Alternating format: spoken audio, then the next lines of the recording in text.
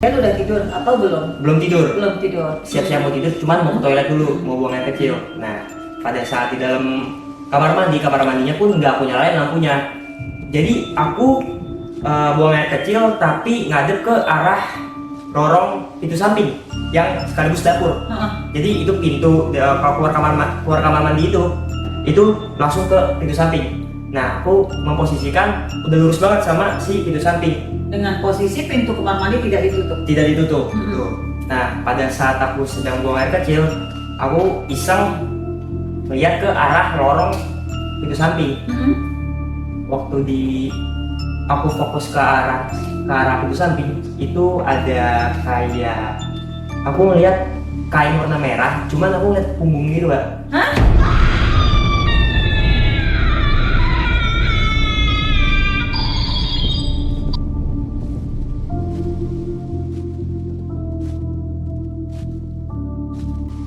Selamat malam pemirsa, saya Evi Yulia akan mengajak pemirsa untuk menyimak kisah di luar nalar dari para bintang tamu dalam Lawa-Lawa Misteri. Dan kali ini kita sudah kedatangan seorang bintang tamu yang akan menceritakan kisah mistis perjalanan hidupnya. Untuk itu kita sapa dulu bintang tamu kita untuk malam hari ini, ada Abang Rian. Halo Abang Rian. Halo, Kak. Apa kabarnya? Baik. Alhamdulillah. Oke Bang Rian, langsung aja nih ya. Oke. Katanya nih, dengar-dengar Bang Rian punya sejumlah kisah mistis ya. Mulai dari Bang Rian kecil sampai Bang Rian dewasa. Iya. Boleh dong diceritain gimana sih awal mula kok bisa Bang Rian punya sejumlah cerita mistis? Berawal dari aku kecil sih, Kak. Kebetulan aku tipe orang yang lumayan sedikit peka waktu kecil. Jadi itu pertama kali aku tuh ngalamin dimana aku aku punya orang tua yang bisa dibilang juga punya ilmu gitu yang bisa ngeliat gitulah. Maksudnya memang punya ilmu, Memang punya ilmu. Dicari atau memang punya bawaan gitu? Bawaan. Bawaan. Iya, bawaan. Waktu itu dia waktu aku pertama kali tinggal di rumah, karena ini kebetulan aku rumah baru ya, kayak. Waktu itu orang tua cerita dimana kalau misalnya di atas itu ada yang huniin. Ada yang nguriin itu. Iya. Pas Bang Rian umur berapa? Itu aku dikasih tahu pas aku sekitar kelas 5 kelas 6 SD. Waktu itu mama ngasih tahu kalau misalnya di atas itu yang huniin tuh perempuan. Nah, perempuannya kalau misalnya udah pasti sih kalau perempuan kuntilanak ya bisa dibilang ya. Nah, di situ aku ke distract dimana kayak aku nggak mau pernah tidur di lantai 2. Kebetulan di lantai 2 tuh udah ada kamar, Kak. Nah, jadi selama aku ke distract itu kamar di lantai 2 jadi gudang. Itu kisaran sampai SMP kelas 3 itu benar-benar di atas tuh nggak ada aktivitas. Jadi nggak dipakai sama sekali. Dan Bang Rian sendiri saat itu tidur di lantai bawah. Ya, di kamar bawah. Sampai pada akhirnya waktu kelas 3 SMP aku beraniin diri untuk coba ngerubah yang awalnya gudang jadi kamar pribadi waktu itu. Atas inisiatif apa, atas dasar apa Bang Rian berani merubah yang kamar tadinya mitosnya nih kan, ada penghuninya, kenapa bisa dirubah jadi kamar? Karena pada saat itu aku mikir kayak nggak percaya sih, kayak mungkin ini cuman distrakan dari orang tua biar aku nggak tidur sendiri waktu itu. Jadi kayak akhirnya aku beraniin diri untuk berubah yang awalnya gudang jadi kamar. Dan Bang Rian punya adik? Punya. Terus posisi adik Bang Rian ini tidurnya bareng Bang Rian? Bareng. Dan setelah ada inisiatif untuk merubah kamar yang tadinya gudang menjadi kamar, apa selanjutnya yang Bang Rian lakukan di situ? Awalnya setahun 2 tahun tuh nggak ada gangguan ya, Kak. Awalnya setahun 2 tahun nggak ada gangguan sampai pada waktu itu aku usia kelas 2 SMA. 2 SMA. Di masa-masa kelas 2 SMA tuh biasanya kan kita mulailah nongkrong gitu, teman-teman udah mulai sering nginep gitu kan. Nah, waktu itu kebetulan aku punya teman. Kebetulan teman aku itu bisa dibilang dia itu punya orang yang suka mencari ilmu. Sampai pada akhirnya waktu itu ya kayak biasa aja nginep sebulan 2 bulan, kadang tuh dia jangka waktu nginep itu seminggu tuh bisa seminggu full. Nah, dia memang mencari ilmu itu memang sengaja gitu. Atau dia memang untuk aku biar bisa begini loh, biar bisa begini gitu. Memang sengaja dia mencari ilmu. Dia mencari ilmu, ngomongnya sih untuk jaga-jaga waktu itu. Nah, jadi kebetulan dia itu bisa dibilang punya ini sih kayak apa ya, bisa dibilang kayak jimat ya, jenis jimat gitu yang dia punya di dompet waktu itu. Kalau boleh tahu nih, dia dapat jimat itu dari mana? Nah, itu aku nggak tahu selak buluk ya. Cuman waktu itu ada pernah di posisi waktu itu dompetnya dia ketinggalan di rumah. Sedangkan orangnya lagi di luar, lagi nggak di rumah. Waktu itu aku iseng ngebuka dompetnya kan. Ketika aku lagi buka dompetnya, ada kayak tulisan Arab gitu tapi wangi. Nah, pada di saat itu aku diem, aku orangnya nggak pernah nanya karena nggak mau tahu lah kalau urusan aku gitu ya, nggak kepo. Tapi ternyata orang tua aku sempat ngeliat juga. Itu gimana ceritanya nih orang tua Bang Rian bisa lihat jimat yang seharusnya kan memang itu privasi ya, privasi kamar Bang Rian gitu ya. Kok bisa lihat gitu? Waktu itu kan aku tuh tipikal orang yang bisa dibilang namanya cowok ya, jadi kayak kamar tuh berantakan aja gitu, kayak sembrono. Kadang kalau aku keluar ya udah kayak biarin lah berantakan gitu kan. Orang tua tuh suka naik ngeberesin. Jadi waktu itu orang tua bingung ini dompet siapa nih. Waktu itu dicek ternyata isinya tuh ada KTP temen aku gitu kan. Nah dia itu nyimpennya di pas banget di KTP-nya. Jadi ketika misalnya kakak punya dompet, kakak buka kan ada tempat KTP. Nah di depan KTP-nya itu yang lihat mama sih. Cuman mama tuh diem juga. Nah awalnya semua tuh baik-baik aja gitu kan. Nah setelah dia itu udah hampir nggak ke rumah lagi, hampir kurang lebih 2-3 bulan, karena waktu itu aku sempat ada masalah juga sama dia kan. Tapi dompet tadi masih di rumah? Dompetnya udah dibawa. Oh, dompet udah dibawa dia. Nah, Terus? jadi itu singkatnya dia tuh di rumah aku bisa dibilang kayak numpang hidup juga bisa dibilang sih, selama kurang lebih 3-5 bulan waktu itu. Nah, sehari-hari dia akhirnya keluar dari rumah, mulailah kejadian-kejadian aneh. Nah, ini dimulai dari kedatangan teman Bang Rian lagi ke rumah atau gimana kejadian aneh tersebut? Kejadiannya setelah dia keluar dari rumah. Setelah dia keluar dari rumah, apa yang terjadi saat itu? Yang pertama, waktu itu dari mama sih. Mama waktu itu malam-malam lagi abis maghrib ngerapihin kamar aku. Posisi aku lagi nggak di rumah. Waktu itu aku dapat kabar kalau mama telepon aku kalau dia ngomong di jendela kamar aku itu ada kuntilanak warna merah.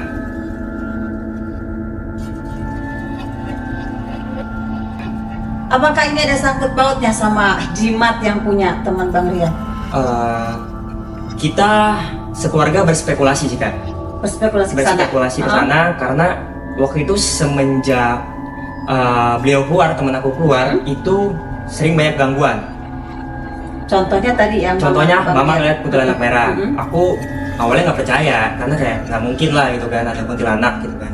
Gimana mama menceritakan itu ke Bang Rian? Apakah langsung mama lihat kuntilanak loh gitu atau gimana nih? Awalnya itu mama masuk kamar, kondisi kamar aku jendelanya kebuka, hordingnya. Ketika kebuka, mama ngeliat pas mama masuk langsung face to face. Jadi dia lagi kayak ngintip gini. Sama si kuntilanak tadi? Iya. Face to face ngintip gini, mama katanya langsung teriak. Hah? Jadi memang beneran nampak si kuntilanak itu? Iya.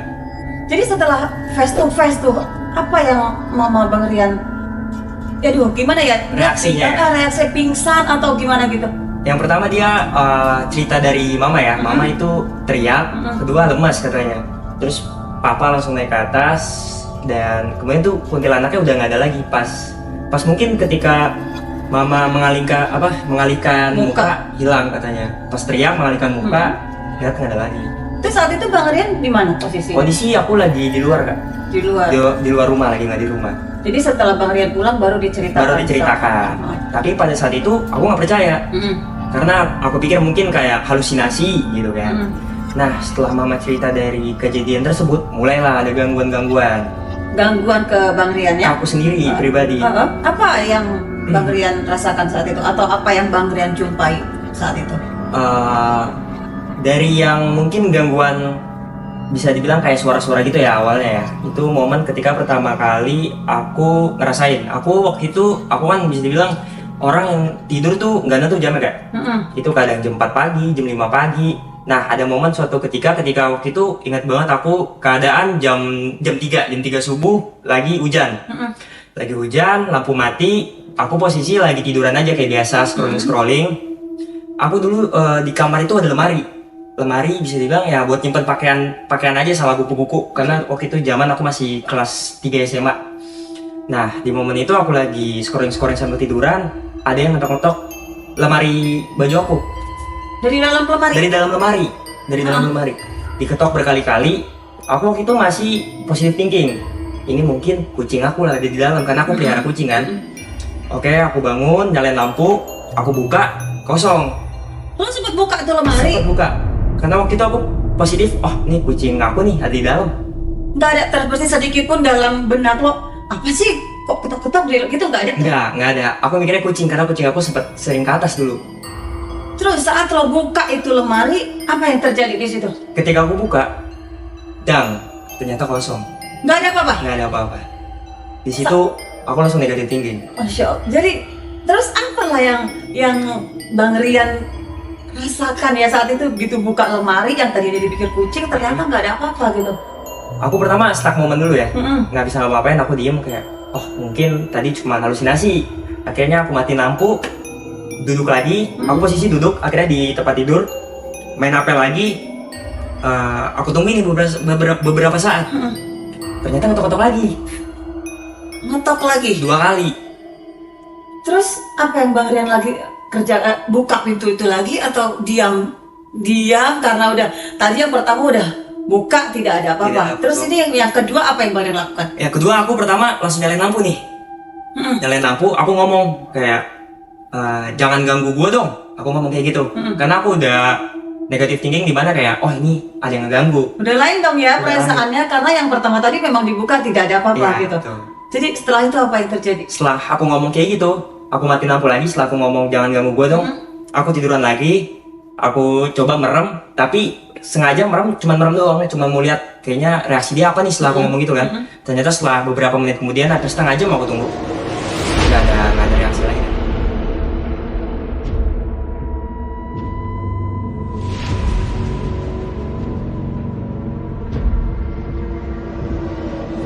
Setelah kejadian yang ada ketok-ketok di dalam lemari, ada kejadian apa lagi nih?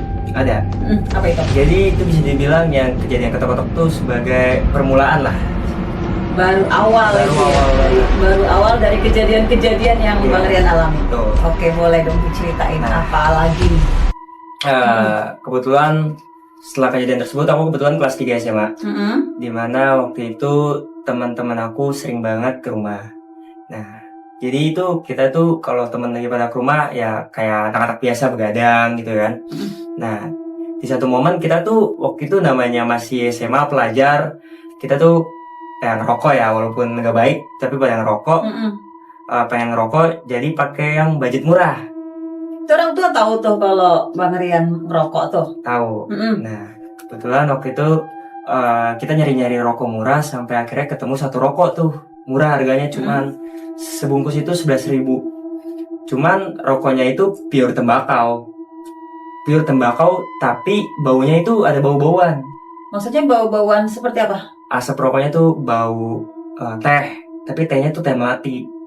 Jadi apa hubungannya antara rokok sama kejadian-kejadian yang mau Bang Rian ceritain? Nah, jadi gini, awalnya kita ngerokok kayak biasa tuh sekitar dari jam 12 sampai jam 5 biasa kita tuh kalau misalnya ngobrol-ngobrol sambil ngerokok. 12 malam? Jam 12 malam sampai jam 5 pagi. Iya, Kita ngerokok sambil ngobrol. Ada momen dimana waktu itu lagi sunyi tapi sambil pada ngerokok, mungkin udah pada gabut ngobrol sambil pada main HP. Pertama itu aku dan anak-anak yang lain tuh dengar suara orang lagi main suling Suara orang main suling di kamar. Di kamar Bang Rian? Di kamar tepatnya dari arah jendela. Maksudnya di luar jendela? Di luar jendela, di depan jendela. Ah. Itu ada yang main suling. Awalnya kita mikir kayak, mungkin itu cuman ini tetangga lagi latihan atau gimana, atau lagi main suling. Sampai pada akhirnya kita diem. Tapi ada momen dimana setelah suling itu diem, beberapa menit kemudian ada suara cewek lagi nangis. Dari arah yang sama? Arah yang sama. Dia kayak ngerenung gitu kayak gitu. Terus apa yang Bang Rian lakukan nih bareng teman-teman dengan suara yang itu udah merinding dong ya Udah, dengernya. iya. Awalnya kita lihat-lihatan doang. Hah? Sampai akhirnya ada yang ngomong, kayak itu suara cewek ya. Nah itu mulai tuh yang tadinya kayak nyebar-nyebar di segala posisi kamar udah mulai ngumpul tuh di kasur. Teman-temannya. Iya, ya pada isi tuh apaan gitu segala macem. Pada akhirnya itu kita dengerin sampai akhirnya kadang dia ketawa. Setelah kita tahu pas setelah aku tahu kita semua tahu kalau dia lagi nangis.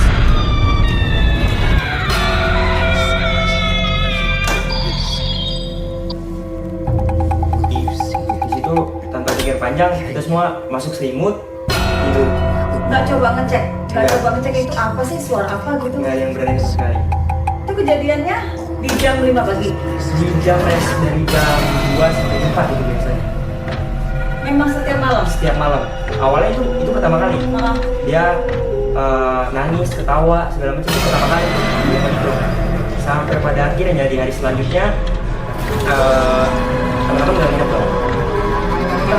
Aku sendiri di kamar, di kamar kayak biasa. Aku kan dulu termasuk perokok aktif ya. Aku beli rokok yang sama, aku ngerokok. Itu hampir setiap malam di sekitaran jam 2 sampai jam 4 itu dia dimulai dari suara suling mulu. Setiap malam. Setiap malam suara suling. Awal mula, tapi itu suara suling itu ada ketika Bang Rian sudah mulai menghidupkan Mulai rokok. menemukan rokok. Terus, kalau menurut Bang Rian sendiri, ada nggak sih hubungannya antara rokok dengan kejadian-kejadian mistis yang Bang Rian alami? Kalau menurut aku pribadi ya, spekulasi aku itu dia mungkin tertarik karena ada bau yang bisa dibilang nyengat. Apalagi baunya itu kayak bau daun teh, tapi daun teh melati. Menurut aku kayak ada sangkut pautnya kayak dari bau yang nyengat. Kemudian dia tertarik, datang. Mungkin datangnya tuh nggak masuk di dalam kamar, cuman di depan jendela doang. Karena efek dari asap rokok yang Asap rokok ya, karena kan asap rokok langsung keluar ke ventilasi. Mungkin dia tertarik, datang cuma sekedar di depan doang karena emang dia tertarik sama baunya segala macam. itu tiap malam terjadi seperti itu. Tiap malam terjadi. Dan nggak ada inisiatif Bang Rian untuk mengecek malam-malam berikutnya gitu, nggak ada inisiatif mengecek itu. Enggak ada. Karena menurut aku kayak Hah? ini emang udah di luar nalar sih, kayak kenapa harus setiap malam dan itu di jam yang sama, di antara jam 2 sampai jam 4. Pokoknya dia berhenti setelah dengar suara azan. Azan Setelah ada azan berhenti. Yang jadi pertanyaan seperti ini, apakah Bang Rian itu setiap malam harus menghidupkan rokok yang sama? Nah, jadi waktu itu ada momen dimana kayak aku nggak ngerokok, tapi ternyata pun dia tetap ada. Walaupun tidak menghidupkan Walaupun tidak rokok. menghidupkan rokok.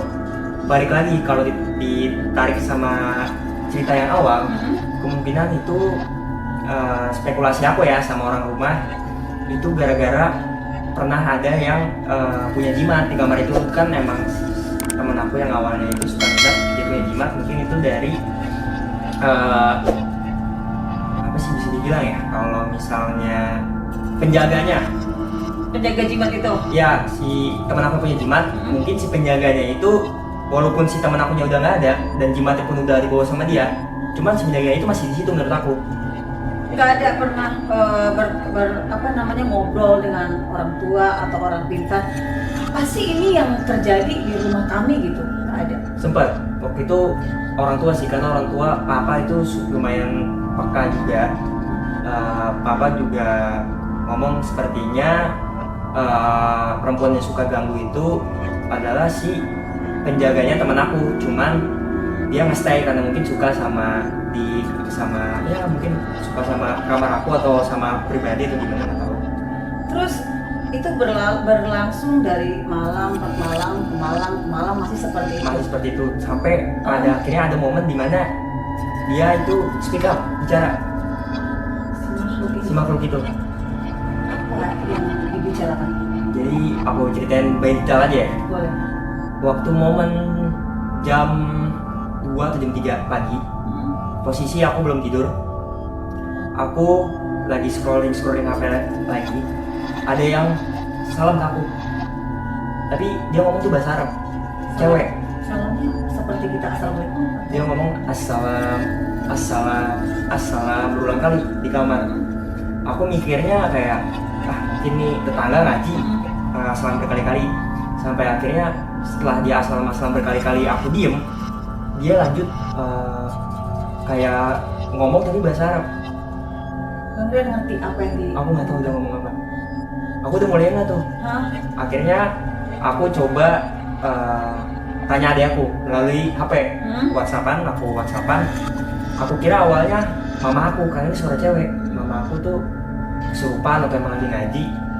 Aku tanya lah ke adek aku, "Dek, di bawah mama lagi ngaji atau kesurupan sih? Berisik banget," gitu kan. Dia ngomong, "Ah, nggak ada yang ngaji, nggak ada yang kesurupan, orang di bawah kagak ada suara apaan."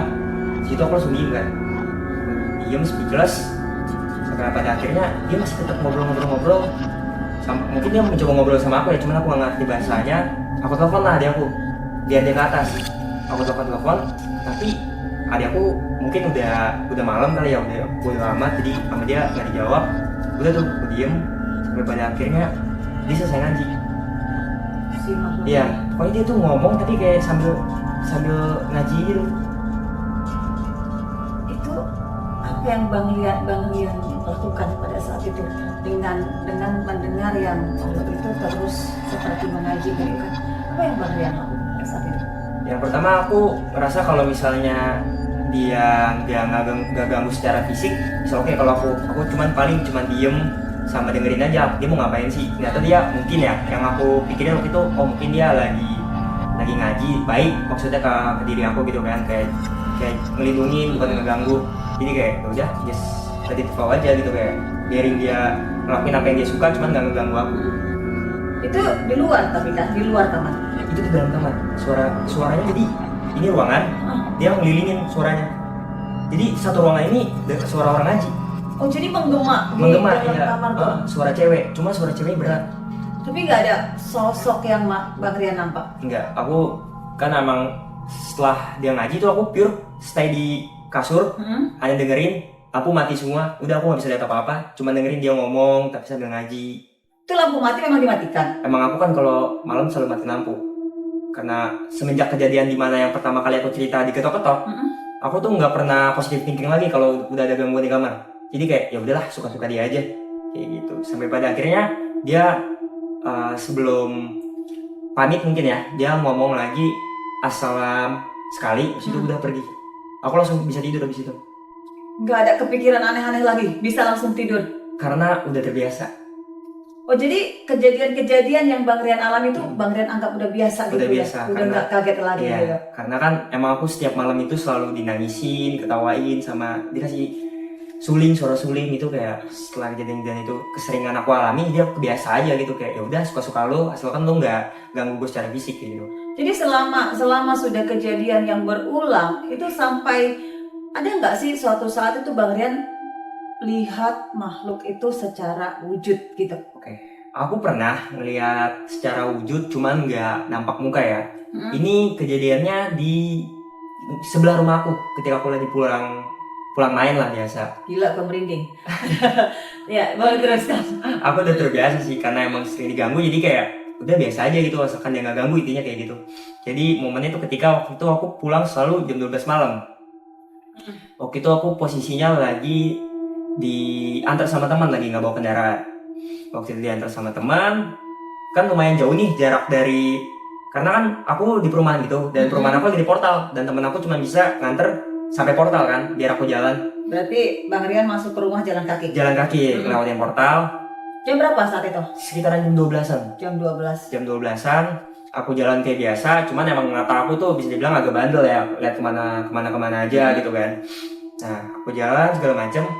Pas sebelum nyampe rumah, sekitar satu rumah sebelum nyampe rumah aku waktu itu ditemuin sama, pertama aku ngeliatnya kayak kain. Maksudnya itu nampaknya di mana tuh? Nah, jadi kan aku jalan Di jalan gitu? Iya, kayak gini. Aku jalan begini, tapi di sebelah sini rumah semua. Nah, pas aku lagi ngelengos ke kiri, aku ngeliat ada kain jatuh. Terus saat itu apa nih yang dalam benak Mas Rian? Apa sih ini gitu?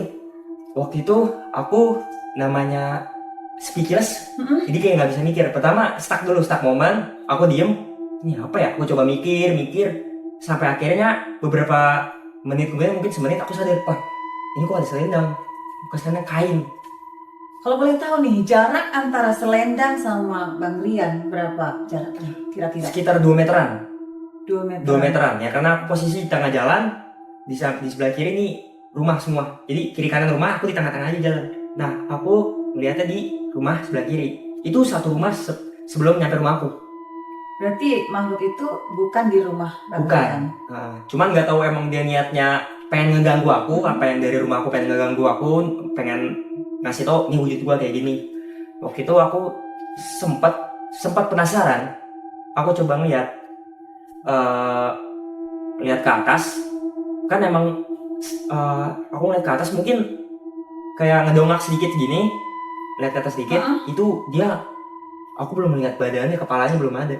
Terus yang Bang Rian lihat nih, apa nih? Wujud apa sampai kain tadi menjulur ke bawah? Apa yang Bang Rian lihat? Yang aku lihat tuh pokoknya kain putih, lumayan lebar, sampai ke bawah.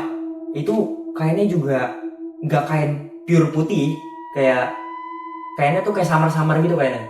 Kayaknya samar-samar, aku coba lihat ke atas, dan ternyata baru sekitar beberapa senti aku ngeliat ke sini, masih tinggi dia. Kan kalau wujud manusia pakai mungkin sorban putih panjang itu kan pasti ya kelihatan gitu kan. Tapi aku ngeliat kayak gini, dia bener-bener kayak lebih tinggi banget ke atas. Kelihatan nggak sih wujud mukanya itu seperti apa gitu? Atau dia perempuan atau laki-laki? Kalau yang aku tahu itu kayaknya perempuan sih, soalnya kan itu bisa dibilang kayaknya kuntilanak sih. Kuntilanak.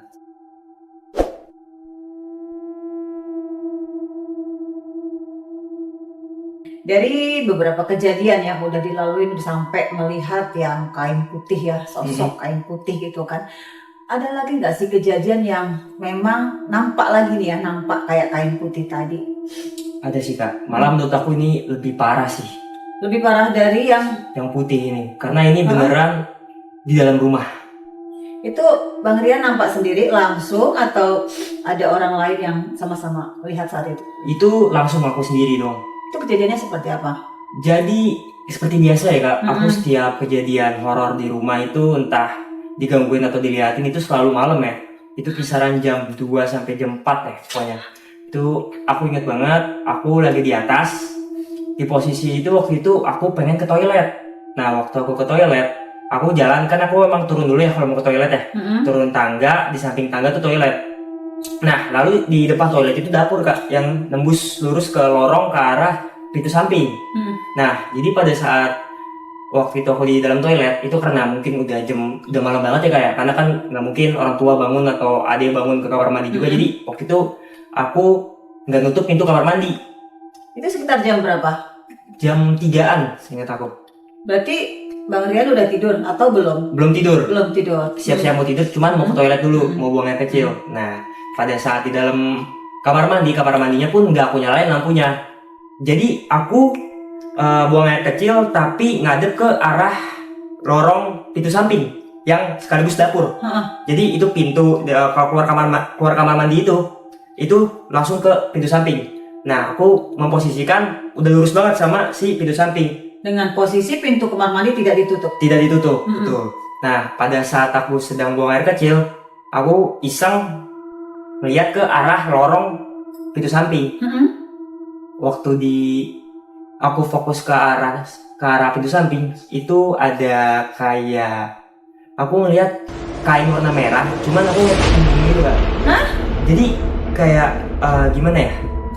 Aku misalnya kakak punya baju kain warna merah, kakak pakai, cuman bajunya tuh kayak apa sih? Jadi kayak apa ya, melambai gitu. Iya betul banget. Itu aku speechless lagi di saat itu. Aku cuma bisa diem. Aku di posisi itu bener-bener, ini beneran nggak ya? Apa aku emang lagi mimpi atau gimana? Aku fokusin.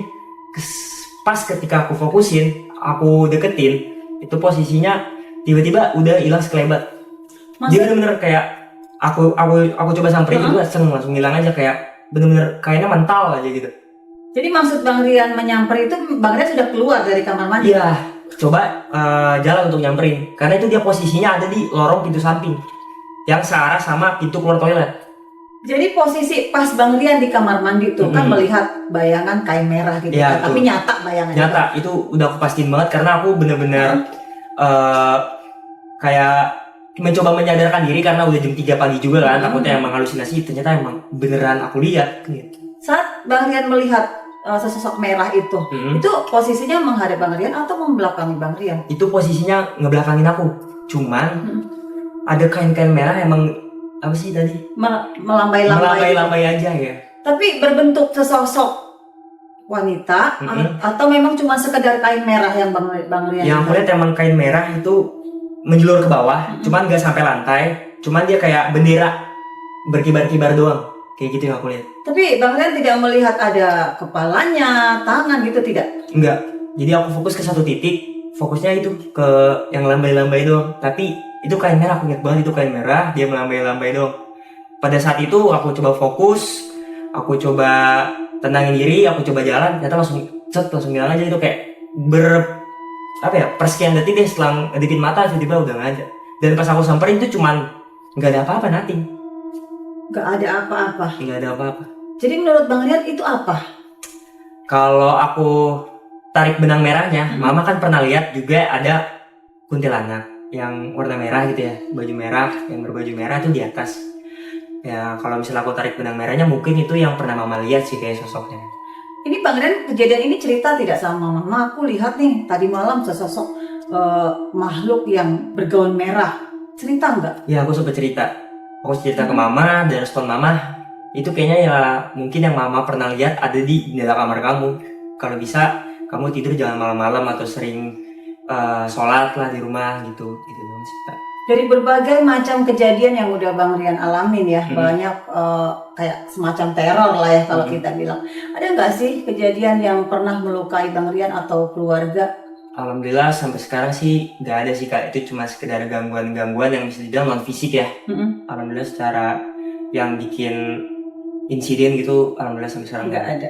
Jadi dari kejadian itu pihak keluarga sendiri ada nggak sesuatu yang dibuat untuk mengusir gitu atau biar mereka tidak mengganggu rumah itu lagi?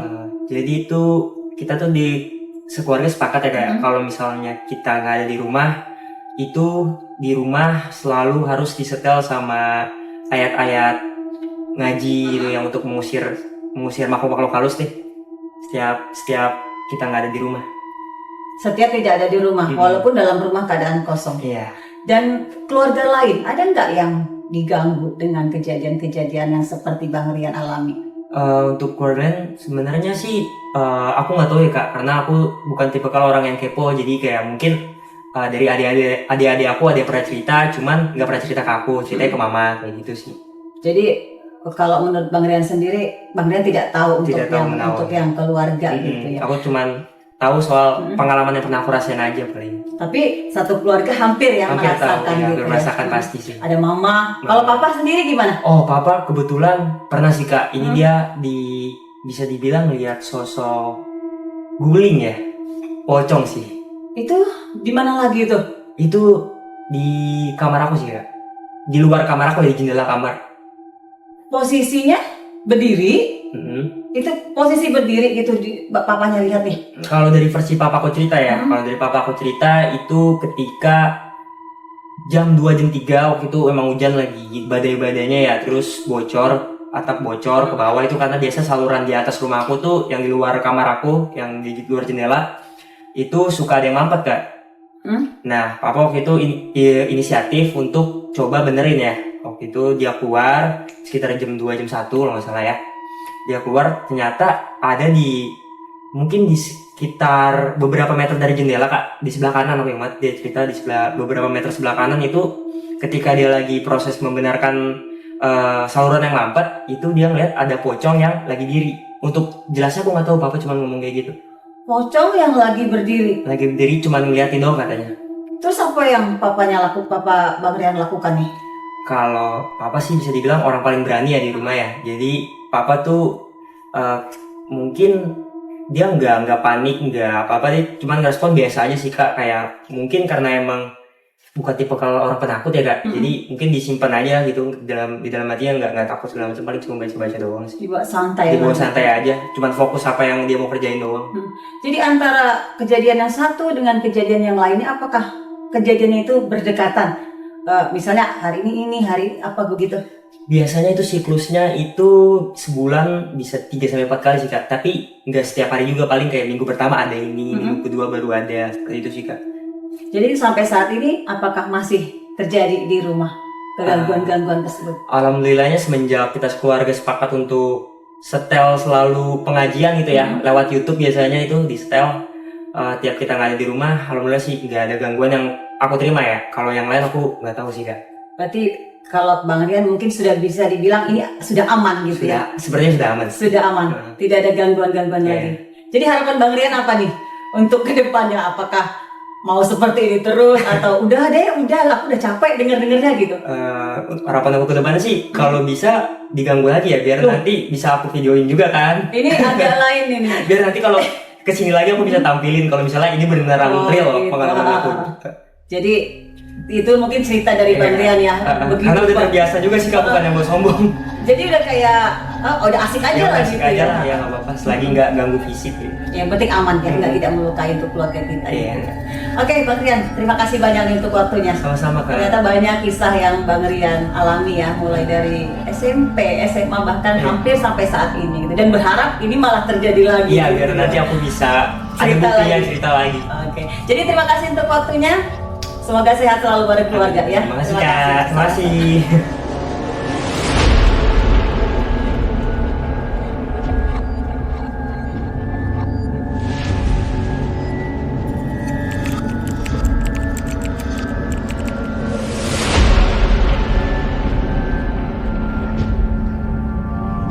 Oke pemirsa, demikianlah bincang-bincang kami malam hari ini. Semoga apa yang sudah kami bincangkan dapat pemirsa ambil hikmahnya. Dan jangan lupa saksikan kisah lawa-lawa misteri berikutnya dan sampai jumpa.